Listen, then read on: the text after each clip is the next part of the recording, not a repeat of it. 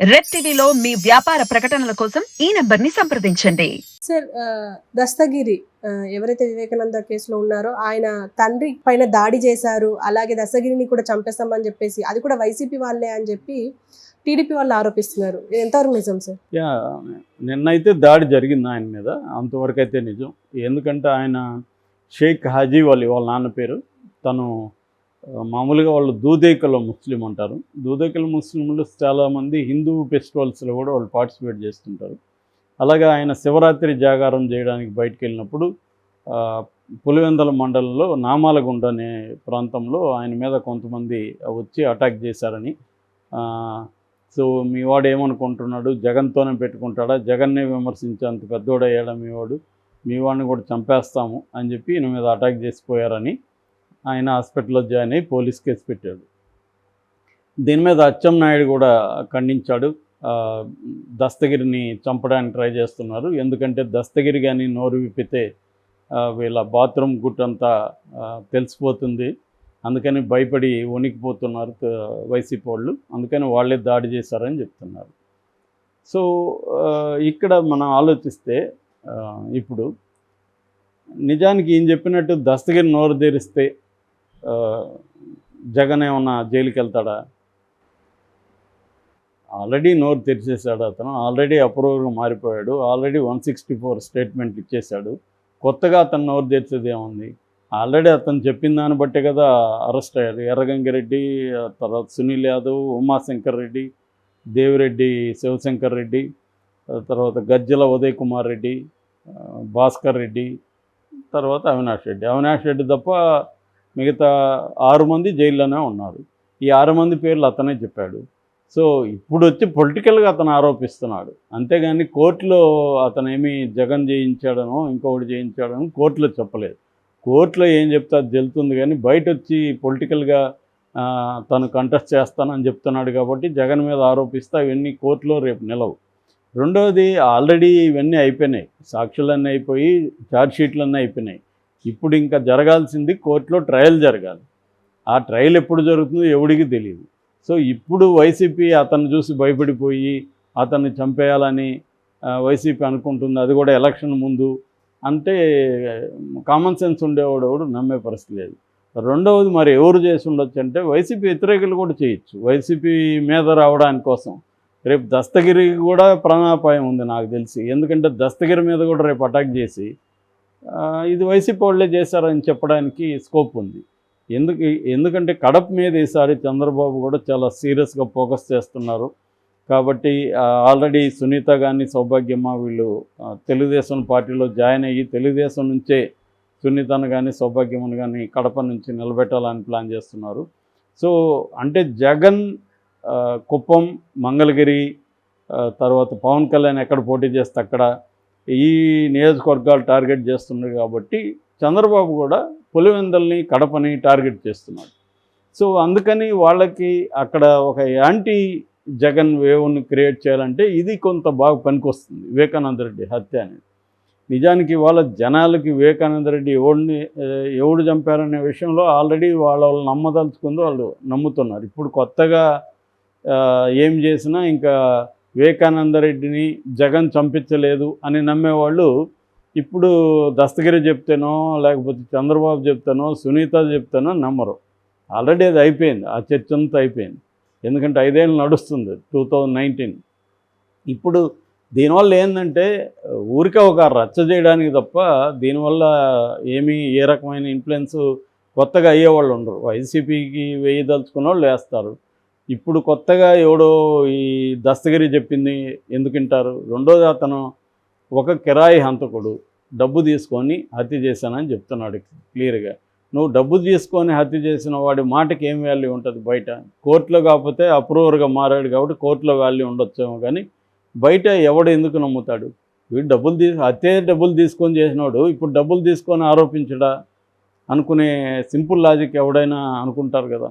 కాబట్టి ఖచ్చితంగా అయితే దీన్ని తేల్చాలా. ఎవరు నిజంగా వైసీపీ ప్రభుత్వం కూడా ఏం చేయాలంటే ఖచ్చితంగా ఇది ఎవరు దీన్ని దాడి చేస్తారనేది తేల్చాలి.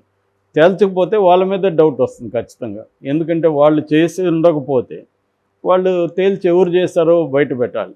చాలాసార్లు ఇలాంటివి జరుగుతుంటాయి. వేరే వాళ్ళు చేసి ఎవరి మీద అనుమానం వస్తుందో ఆ కాంటెక్స్లో చేశారనుకో ఈజీగా వాళ్ళ మీద వస్తుంది. సో ఇప్పుడు వాళ్ళ నాన్నని చేసి భయపెట్టడం ద్వారా వీళ్ళు ఏమి కోరుకుంటున్నారు అంటే దస్తగిరికి వాళ్ళు ఎందుకు భయపడుతున్నారు అనేది చర్చ. దస్తగిరికి భయపడే పరిస్థితి అయితే నాకు తెలిసి లేదు. ఒకవేళ మనకు తెలియకుండా వాళ్ళని భయపడుతున్నారేమో తెలియదు. సో అలాగ భయపడతా ఉండి చేసుంటే మాత్రం వాళ్ళు ఈ దాడి ఎవరు చేశారనేది ఖచ్చితంగా తేల్చడం.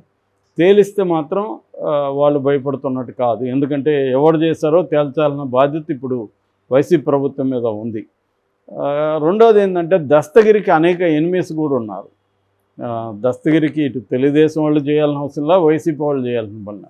ఎందుకంటే అతను బయట వచ్చి చాలామందిని బెదిరిస్తున్నారు. నాకు కూడా అక్కడ లోకల్గా చెప్పారు.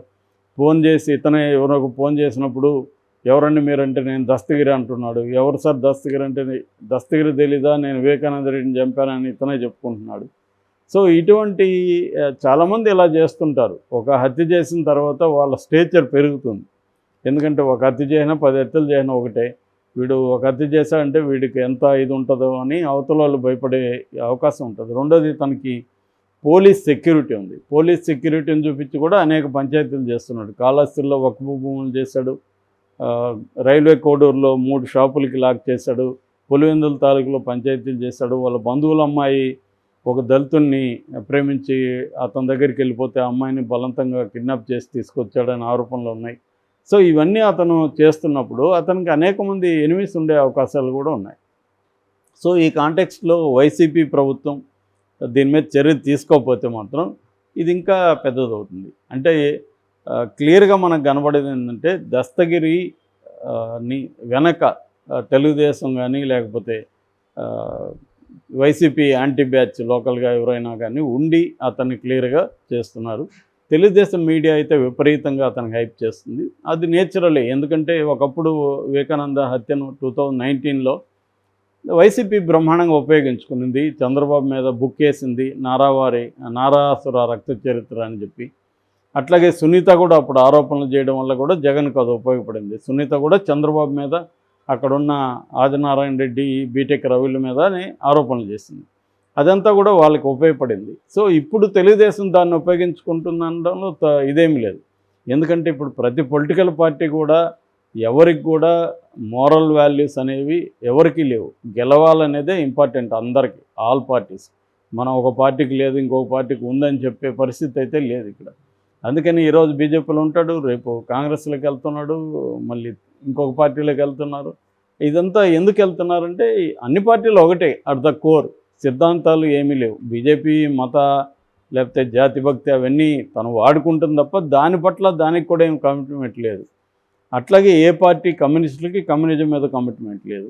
ఏ పార్టీకి కూడా ఆ వాళ్ళు చెప్పే సిద్ధాంతాల పట్ల కమిట్మెంట్ లేదు. కాబట్టి ఇంత జంపింగ్ జలాంగ్స్ ఎంత పెరిగారంటే కారణం కూడా అదే అన్నమాట.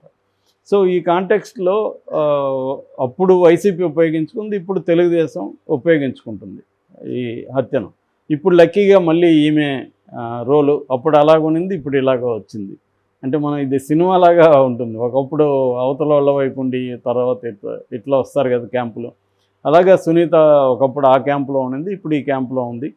ఇంకా అదేదో నిప్పుకు అగ్నికి ఆజ్యం తోడైనట్టుగా ఈమె షర్మిల వచ్చింది. సో షర్మిల కూడా ఫోకస్ చేయబోతుంది.